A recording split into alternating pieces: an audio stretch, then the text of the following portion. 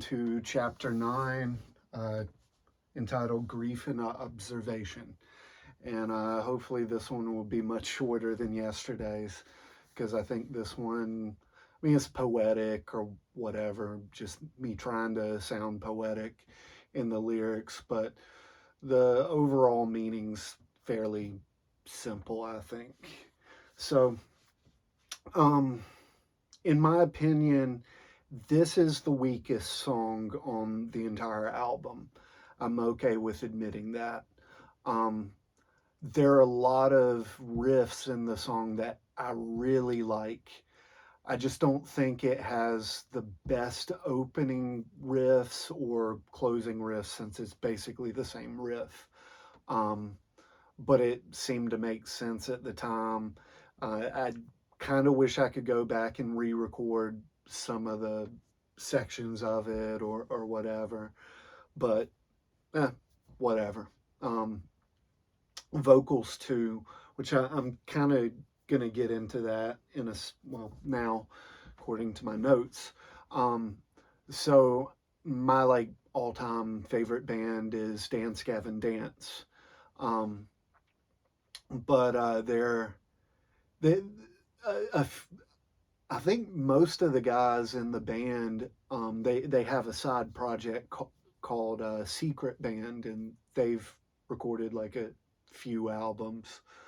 Um, and their vocalist John Mess, he's their like screamer or whatever. Um, I think he has a great scream, especially like the last 10 years or so. Like he's really found his voice. Um, but like his tone and all that. I mean, but in in Secret Band, he still obviously screams, but like there's a very different quality to it. There's some songs that it's like he's doing this like real sad kind of screaming, which it's hard to explain, but it just has a different tonality, different feel to it. Um, and I'm just saying that because I think vocally in this song, he was a big inspiration. Like, I didn't want to do any singing in this song at all. I mean, it's the beginning and ending sort of has this like more yell kind of singing sort of thing, which is something I think he does like extremely well.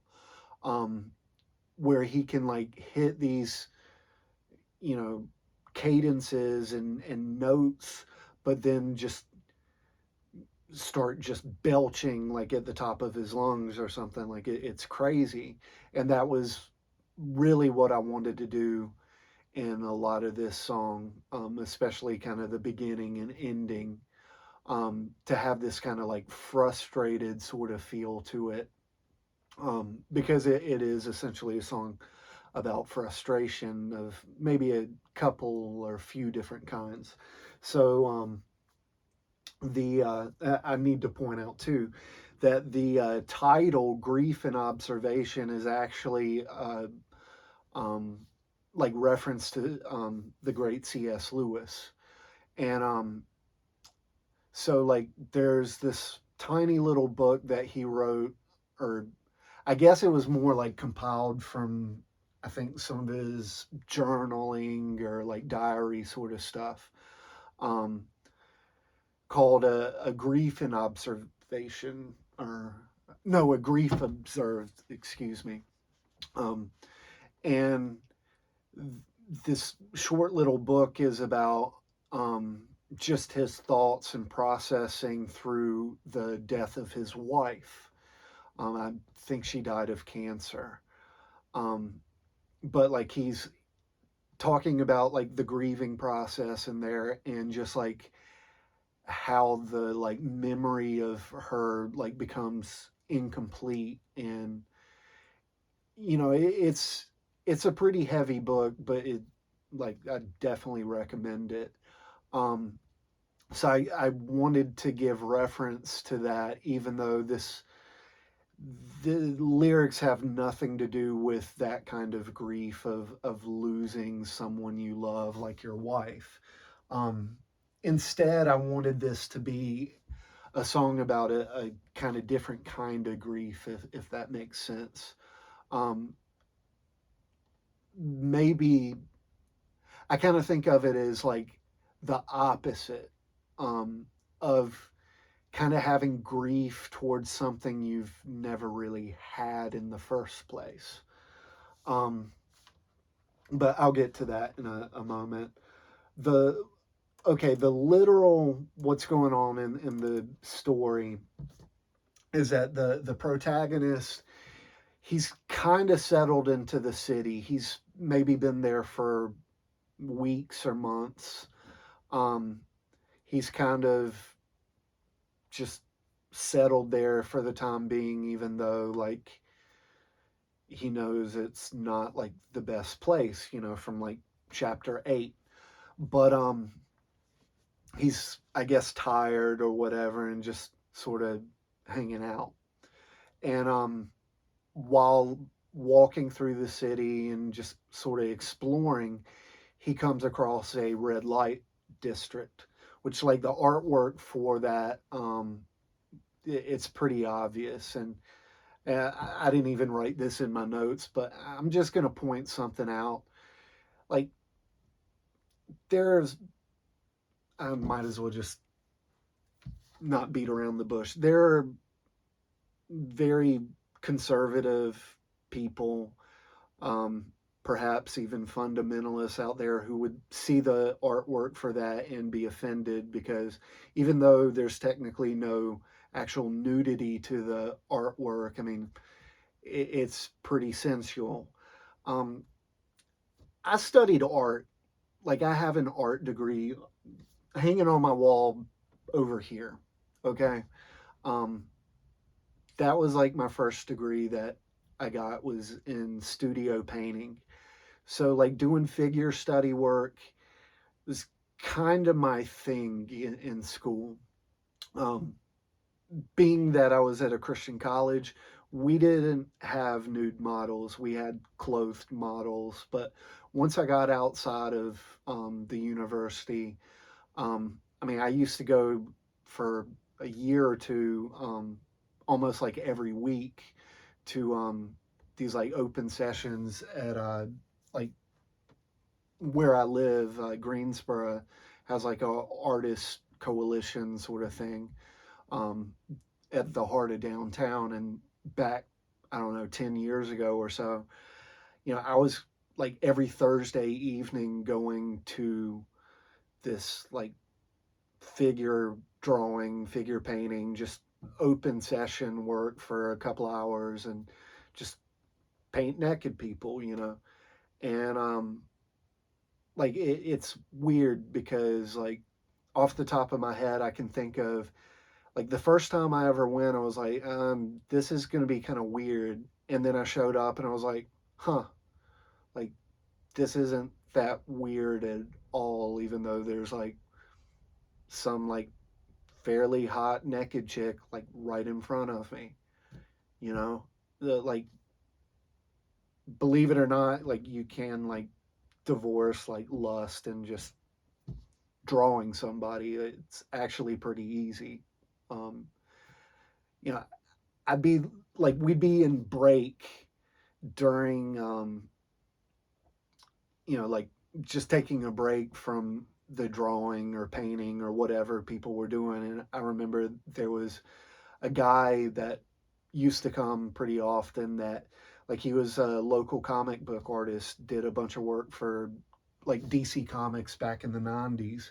And like he and I were standing there talking, just, shooting the shit and talking about like his work and stuff like that.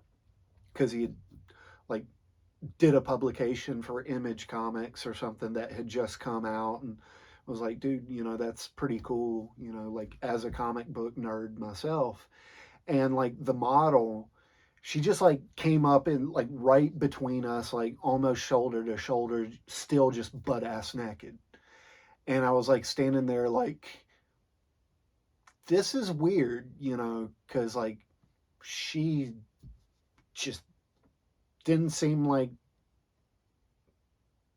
shy you know, like, and here we are, like two guys standing there, like with this chick just butt ass naked, like almost shoulder to shoulder. And it was just this weird kind of surreal moment where it was like, yeah, I should be like totally checking her out. Like, isn't that how like a guy's brain functions? But I wasn't.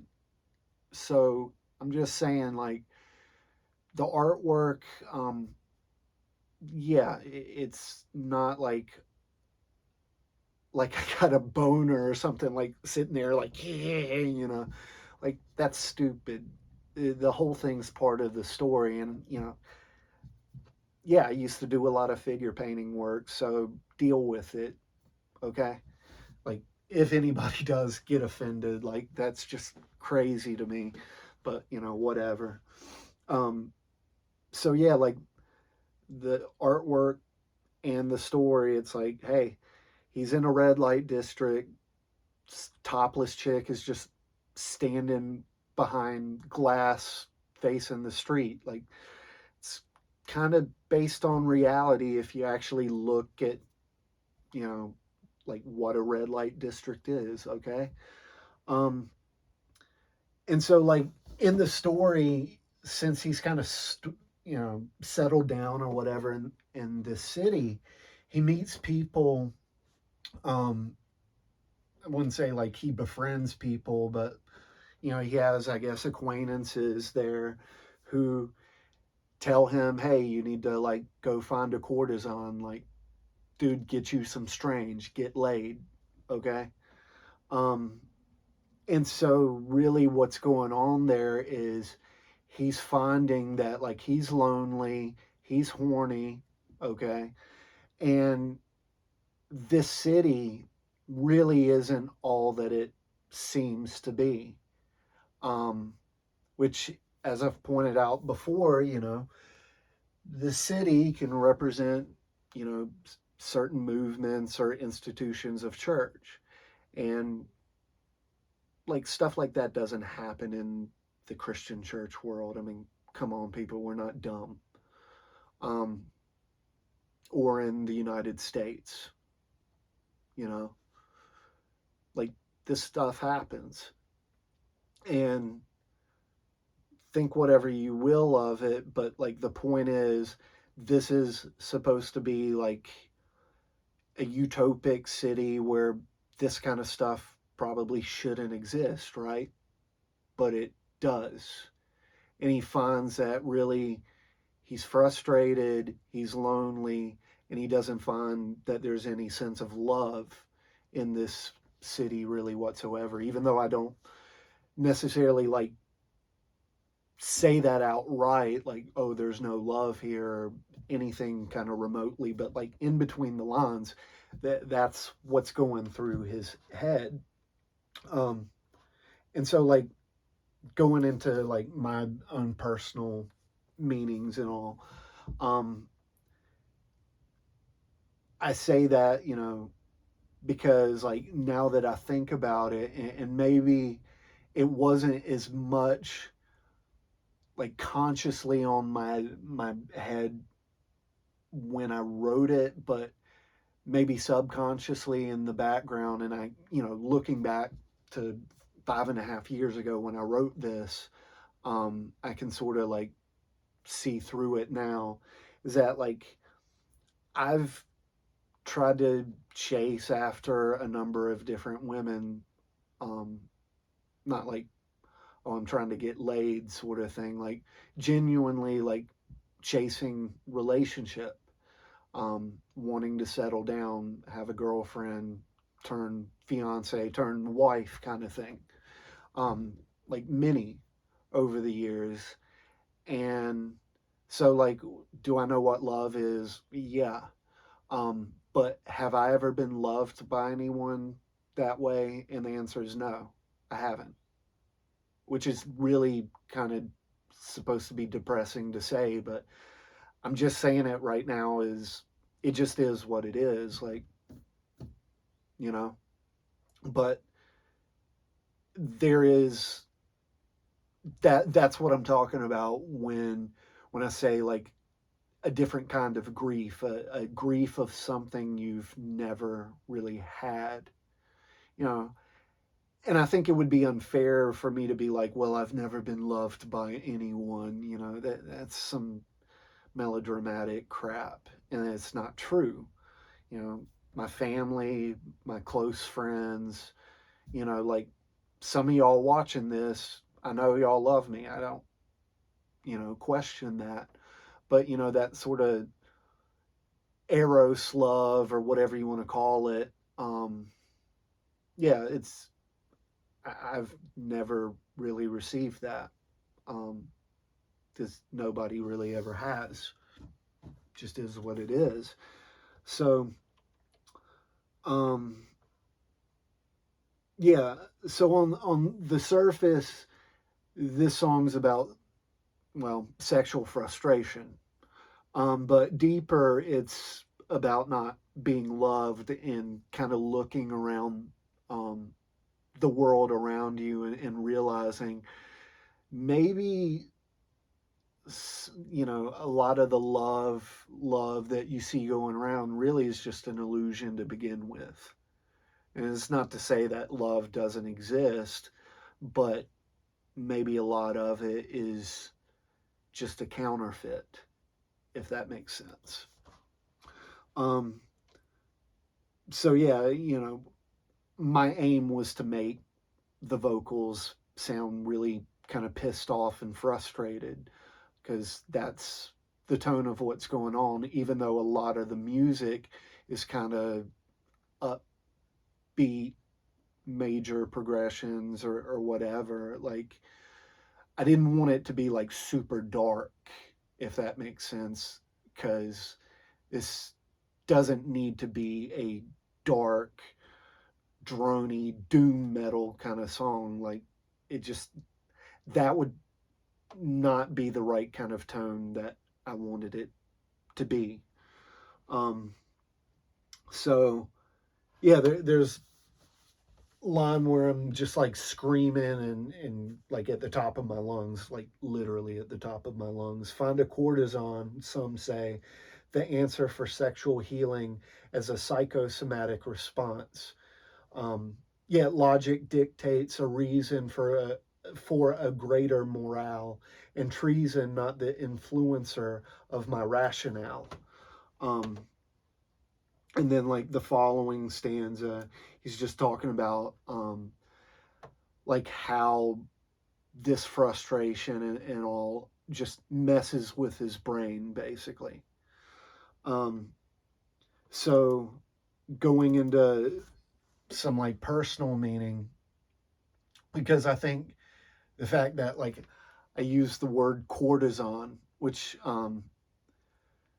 you know, that's basically a glorified word for a prostitute. I didn't want to say prostitute or a whore or something like that. I know what a courtesan is because, hey, I used to play Assassin's Creed a lot. And, you know, like, was it Assassin's Creed 2? You know, you had these courtesans that you could use as, like, distractions if you were, like, trying to sneak past, you know, certain points or whatever. Um, and so it was kind of like an interesting thought because like courtesan has the implication in its meaning that it's actually for like wealthy, like high society sort of stuff. And I wanted it to have that implication as well within the song. Um, and yeah, so personal kind of stuff. Yeah, I don't want to sound judgy by, you know, saying courtesan or whatever. Um, because I know, like, over the years, many of my friends have been sexually active in one way or another. Um, and, like, that isn't my problem. I don't feel the need to, like, judge that or anything. Like, do what you're going to do. Because it's your life, right? Like, whether I agree with it or not, it's your life. You're an adult, you know. Um, but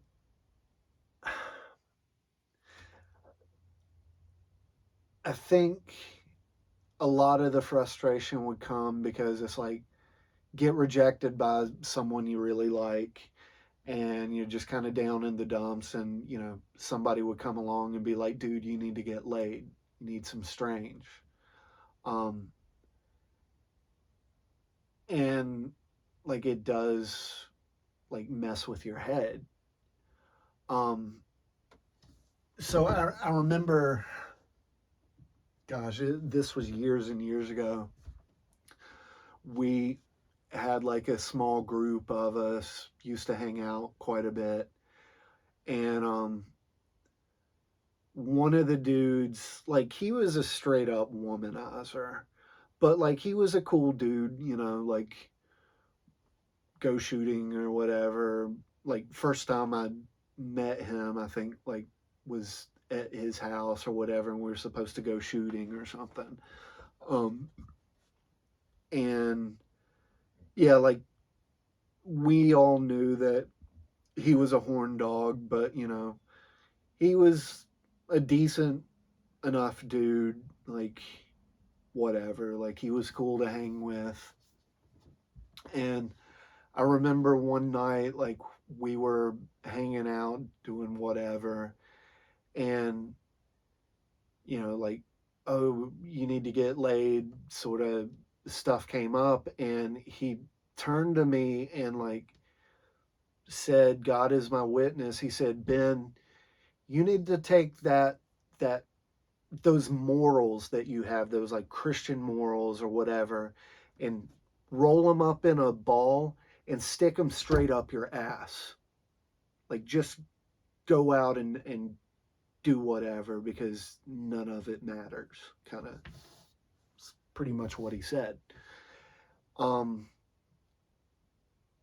and I guess I was kind of a joke to him because like I wasn't trying to like hit on every single woman that like came through our like small group, because he was kind of like the pipeline to women.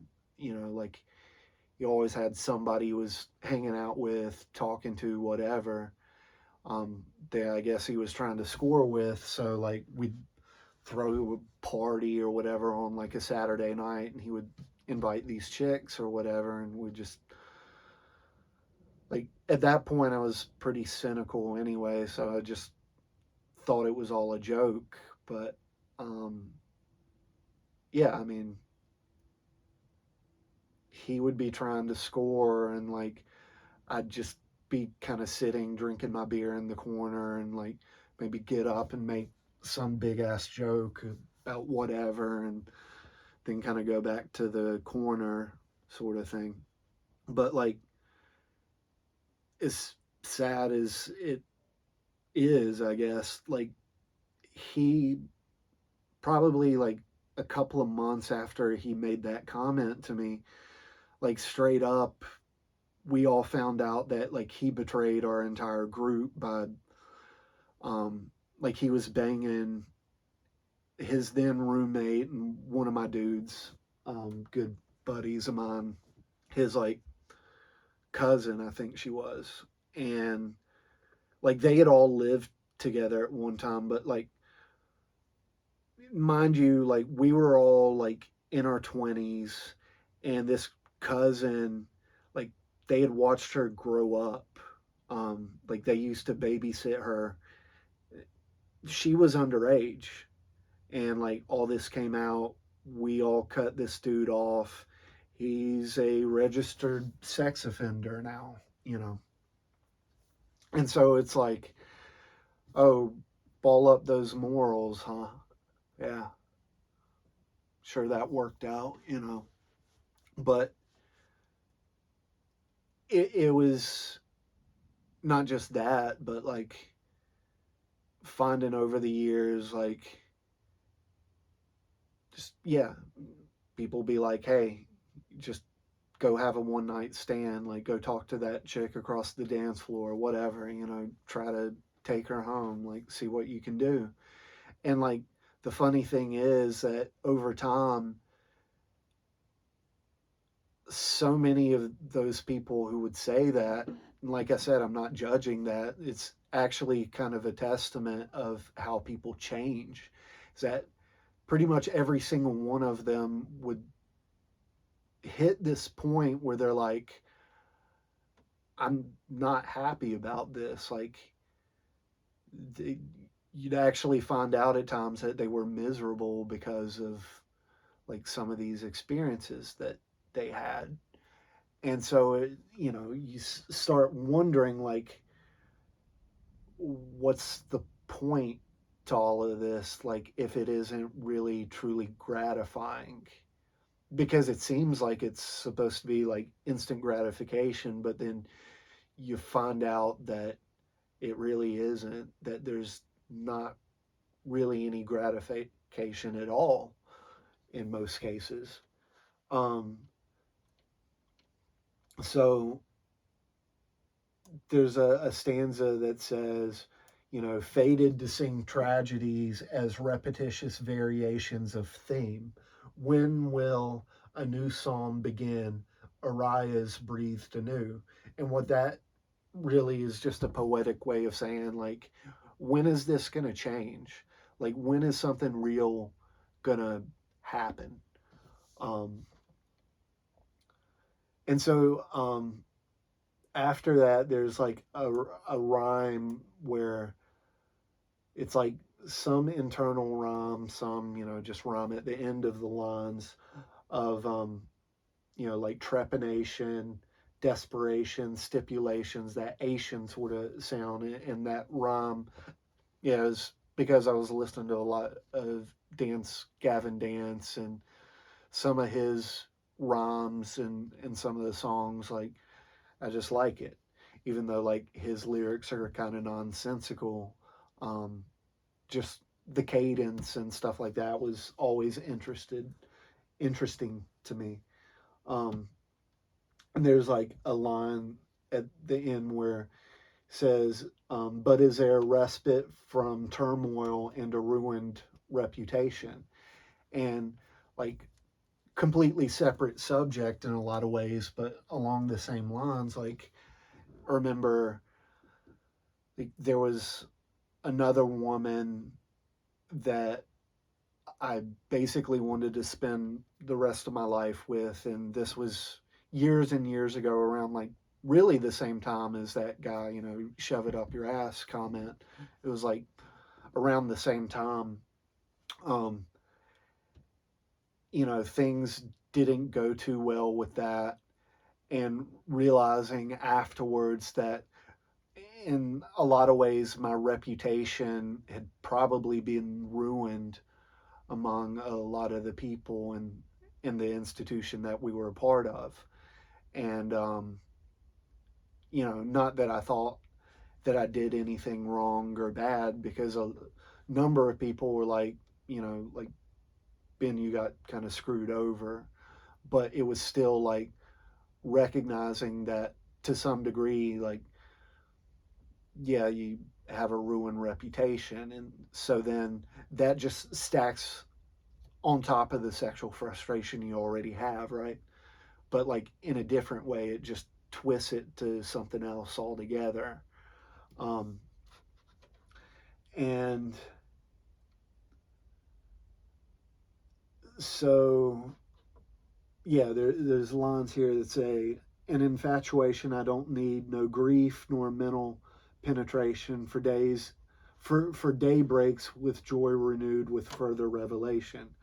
And so, like, despite the frustrations and all, like, when you sort of see through all the bullshit, so to speak, of the frustration itself, um, like, maybe joy isn't the right word, but at the same time, like, there is a satisfaction there of like realizing, like, I don't need this stuff. Like, it's pointless. And just the revelation of like, I want something better than just going to a red light district, metaphorically speaking. Um, so, like, the character, in the simplest terms, he realizes what he really wants, and it isn't just meaningless sex. And, like, after I recorded this, and like during this period, um, gosh, like a few years ago now, um, when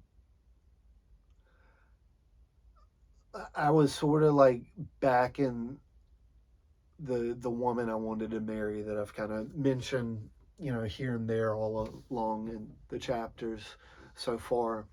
Like, we were kind of like back in each other's lives, but I mean, she didn't really want anything to do with me. She just sort of politely smiled, sort of thing. And there was a point when just like the sexual frustration was just like really getting to me. And so like this, I wouldn't say the this song changed really at all.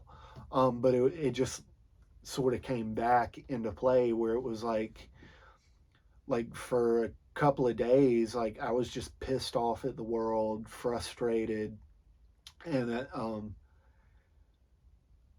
like some some friends of mine, um, at the gym that I work out at, came to me one day and said that this like significantly older woman, had been asking about me, like specifically asking them like what my deal was, and stuff like that.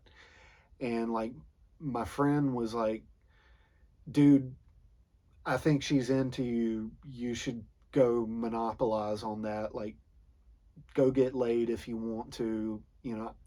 He he's a Christian dude too, but like he was like, I'm just the messenger here. I'm just telling you like what's up.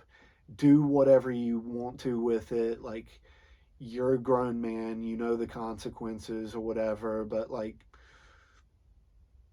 go do it if you want to. Like, go try to hit on her and get laid. And like, yeah, I was considering it at one point because I was just so pissed off and frustrated and just lonely, you know. And I decided not to, but like straight up, like I sat down and basically read through the book of Job in like a day because I was just looking for answers and just frustrated and, yeah, pissed off at the world to say the least. And so like that's kind of the stuff I'm talking about in this song. Um, and so one of the big things in this song for me personally is, says, anguish at a breaking point, enemies crushing schemers. Do I dare trust God even if no reward for broken faith? And that was kind of weird that I wrote this like 5.5 years ago, and then like 2 years after like writing this, and once I had like recorded this song, like it was just the same thing over and over again of like, should I like trust God when like I feel like my faith hasn't really been rewarded at all. um but something that like I have to keep coming back to, despite like the frustration, despite like just how hard life is, because like I said, like on the surface, sexual frustration, but underneath, in between the lines, like the deeper meaning is like just not finding love. And despite that, it's the reminder of what I scream in the song: let me resolve for him to be my portion, my redeemer. For they say the coward dies many times, so does the beloved. And that quote, they say, so forth, is C.S. Lewis again.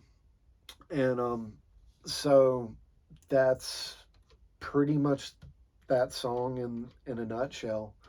Is, yeah, frustration, not being loved, but and not seeing a reward for, like trying to live a moral life, trying to live by your personal convictions, but still having to like resolve, despite like how messed up things may be like in the city, just resolving like, you know, God is my portion, whatever that means. Because I'm not gonna say like, oh, I have that figured out, but it has to mean something.